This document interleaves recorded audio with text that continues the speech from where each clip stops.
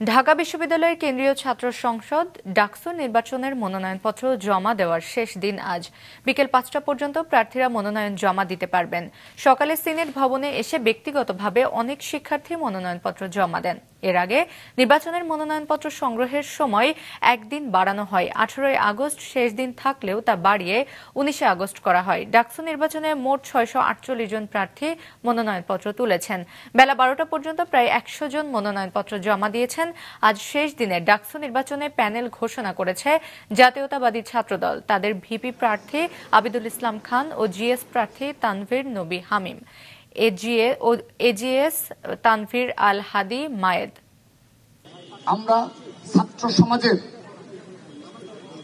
প্রত্যাশা অনুযায়ী আমরা তুলনামূলক জুনিয়র এবং ছাত্র সমাজের পরিচিত মুখ এবং জনপ্রিয় নেতৃত্বকে বাছাই করেছি এবং আমি আপনাদের সামনে একটি বিষয় স্পষ্ট করছি, এটি শুধুমাত্র ছাত্রদল কেন্দ্রীয় সংসদ এবং ঢাকা বিশ্ববিদ্যালয়ের ছাত্রদল গণতান্ত্রিক প্রক্রিয়ায় আমরা এই প্যানেল নির্বাচিত করেছি।